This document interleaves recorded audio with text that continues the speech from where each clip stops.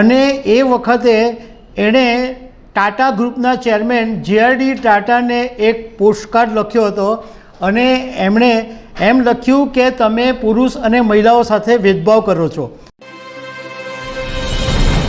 નમસ્કાર દર્શક મિત્રો, ખબર છે .com પરથી રાજેશ શાહ. 1974માં બેંગ્લોરની એક એન્જિનિયરિંગ કોલેજમાં એક છોકરી ભણતી હતી અને એ વખતે એણે ટાટા ગ્રુપના ચેરમેન જે.આર.ડી. ટાટાને એક પોસ્ટકાર્ડ લખ્યો હતો અને એમણે એમ લખ્યું કે તમે પુરુષ અને મહિલાઓ સાથે ભેદભાવ કરો છો. કોલેજના એક નોટિસ બોર્ડ ઉપર એક ટેલ્કોની એડવર્ટાઇઝમેન્ટ હતી કે પુણે અને જમશેદપુરમાં એન્જિનિયરની જરૂર છે, પરંતુ એની નીચે એક નોંધ લખવામાં આવી હતી કે લેડીઝ નીડ નોટ એપ્લાય. આને કારણે આ છોકરી ગુસ્સે ભરાઈ હતી અને આ છોકરીએ પછી જે.આર.ડી. ટાટાને પત્ર લખ્યો અને આખરે જે.આર.ડી. ટાટાને એ પત્ર મળ્યા પછી એમને જોબ પણ મળી ગઈ હતી. આ વાત અત્યારે અમે એટલા માટે કરી રહ્યા છે કે એ મહિલા, એ છોકરીનું નામ હતું સુધા મૂર્તિ અને સુધા મૂર્તિને આજે રાજ્યસભાના સાંસદ તરીકે નોમિનેટ કરવામાં આવ્યા છે. તો એના વિશે તમારી સાથે વાત કરીશું. દર્શક મિત્રો, સુધા મૂર્તિ વિશે ભાગ્યે જ કોઈ એવું હશે કે જે એમના વિશે નહીં જાણતા હોય, કારણ કે સુધા મૂર્તિનું નામ એવું છે કે આજે એમ થાય કે એક ખરેખર એક ડિઝર્વ કરતા હતા, એક સારા મહિલા, એક સન્માનીય મહિલાને રાજ્યસભા સાંસદનું પદ મળ્યું છે. ઇન્ટરનેશનલ વુમન્સ ડેના દિવસે એક સાચી મહિલાની આજે પસંદગી કરવામાં આવી છે. સુધા મૂર્તિ 1974માં બેંગ્લોરમાં ટાટા ઇન્સ્ટિટ્યૂટ ઓફ સાયન્સની અંદર એમટેક કરી રહ્યા હતા. એ પહેલાં 1972માં જ્યારે તેઓ એન્જિનિયરિંગ કરતા હતા અને ઇલેક્ટ્રિક અને ઇલેક્ટ્રોનિક્સની અંદર એમણે એન્જિનિયરિંગ કરેલું 1972માં, તે વખતે પણ આખી યુનિવર્સિટીમાં સુધા મૂર્તિ બધા છોકરાઓની વચ્ચે માત્ર એક છોકરી હતા. 1974માં પણ જ્યારે એમણે ટાટા ઇન્સ્ટિટ્યૂટમાંથી કોમ્પ્યુટર સાયન્સ કર્યું ત્યારે પણ આખા ક્લાસની અંદર બધા છોકરાઓની વચ્ચે સુધા મૂર્તિ એક જ છોકરી હતા. પણ પહેલેથી જ એ બહુ બહાદુર હતા અને બોલવામાં એકદમ ફ્લુઅન્ટ હતા. સુધા મૂર્તિએ એક ઇન્ટરવ્યૂની અંદર આખી વાત કીધેલી કે જ્યારે પોતે હોસ્ટેલ તરફ જઈ રહ્યા હતા તો નોટિસ બોર્ડ ઉપર એક નજર પડી અને એની ઉપર એક ટેલ્કોની એડવર્ટાઇઝમેન્ટ હતી અને એમાં એવું લખવામાં આવ્યું હતું કે પુણે અને જમશેદપુર પ્લાન્ટમાં ટેલ્કોને એન્જિનિયરોની જરૂર છે, પરંતુ એની નીચે એક નોંધ લખવામાં આવી હતી કે લેડીઝ નીડ નોટ એપ્લાય. આ વાતથી મને બહુ જ ગુસ્સો આવ્યો અને મેં પછી જે.આર.ડી. ટાટાને એક પોસ્ટકાર્ડ લખ્યો અને લખ્યું કે સર જે.આર.ડી. ટાટા, જ્યારે દેશ આઝાદ નહોતો થયો ત્યારે આપનું ગ્રુપ શરૂ થયેલું અને તમારું ગ્રુપ કેમિકલ, લોકોમોટિવ અને સ્ટીલ ઇન્ડસ્ટ્રીઝની અંદર કામ કરતું હતું. તમે હંમેશા સમયથી આગળ વિચારો છો, તો તમને એટલી ખબર હોવી જોઈએ કે સમાજની અંદર મહિલા અને પુરુષ બંને સમાન છે. તમે મહિલાઓને તક નથી આપી રહ્યા, તો આવા સંજોગોની અંદર દેશ અને સમાજ કેવી રીતના પ્રગતિ કરશે.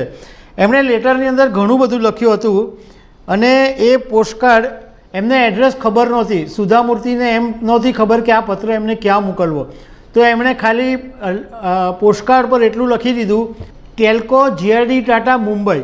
અને એ પોસ્ટકાર્ડ જે.આર.ડી. ટાટાના હાથમાં આવી ગયો અને એ પછી સુધા મૂર્તિને ઇન્ટરવ્યૂ માટેનો લેટર પણ આવ્યો અને એમને પુણે ઇન્ટરવ્યૂ માટે બોલાવવામાં આવ્યા અને સાથે સાથે કંપનીએ એમને ટ્રેનની ફર્સ્ટ ક્લાસની ટિકિટ પણ મોકલી આપી હતી. સુધા મૂર્તિ ઇન્ટરવ્યૂ પણ આપવા ગયા અને એમણે જે એમના ટેકનિકલની બાબતોની અંદર સુધા મૂર્તિ બહુ એક્સપર્ટ હતા, એટલે બધા જે ટેકનિકલ બાબતોના તો એમણે બરાબર જવાબ આપી દીધા. અને પછી એમને જે.આર.ડી. ટાટા સાથે વાત કરવાનો મોકો મળ્યો તો સુધા મૂર્તિએ જે.આર.ડી. ટાટાને એમ પૂછ્યું કે why are you not taking woman. તો જે.આર.ડી. ટાટાએ બહુ નમ્રતાથી એમ જવાબ આપ્યો કે અમારી કંપનીમાં જે પ્રમાણે કામ થાય છે એ શિફ્ટમાં કામ થતું હોય છે અને બધા જ પુરુષો એમાં કામ કરતા હોય અને એ પુરુષોની વચ્ચે એક કામ કરવું મહિલાઓ માટે બહુ મુશ્કેલ પડે, એટલે અમે મહિલાઓને જોબ પર નથી રાખતા. એ પછી સુધા મૂર્તિએ જોબ તો સ્વીકારી નહોતી, પરંતુ એમણે એમ કીધું કે મારે ખાલી કંપનીને એવું બતાવી દેવું હતું કે લેડીઝ ચૂપ રહેશે નહીં, લેડીઝોને પણ બરાબરની તક મળવી જોઈએ, અને એના માટે મેં ખાલી આ એક પત્ર લખ્યો હતો. દર્શક મિત્રો, સુધા મૂર્તિની આ પહેલને કારણે આજે ઘણી બધી જગ્યાએ ઘણા બધા સેક્ટરની અંદર, કોર્પોરેટ્સની અંદર મહિલાઓને આજે જોબ મળે છે. મતલબમાં આજે એ જમાનામાં સુધા મૂર્તિએ પોસ્ટકાર્ડ લખેલો કે જ્યારે મહિલાઓના શિક્ષણ વિશે તો કોઈ વિચારતું નહોતું.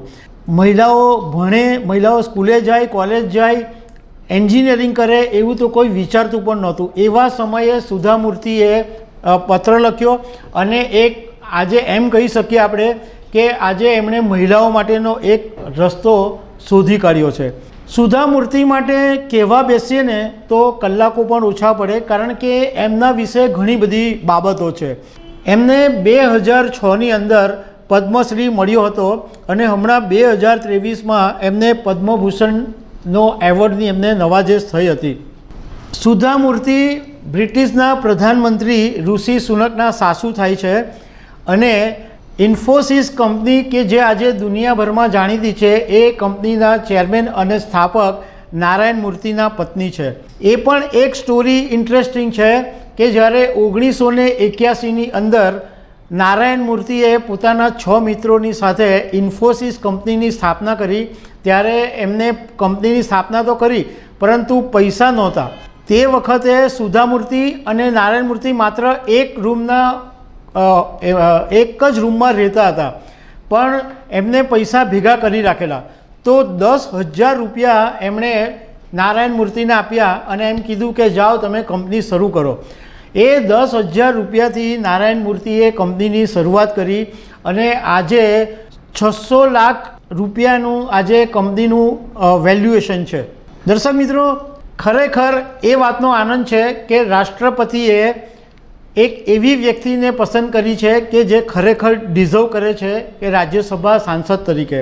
એક બીજી સામાન્ય ઇન્ફોર્મેશન પણ તમને આપી દઈએ કે આપણા રાજ્યસભાની અંદર ટોટલ 250 સાંસદો હોય છે અને એમાંથી 238 જે સાંસદો હોય એ રાજ્યો અને કેન્દ્રશાસિત પ્રદેશોમાંથી ચૂંટાઈને આવે છે, જ્યારે બાકીના જે 12 સાંસદો હોય એની પસંદગી કરવાનો અધિકાર રાષ્ટ્રપતિ પાસે છે.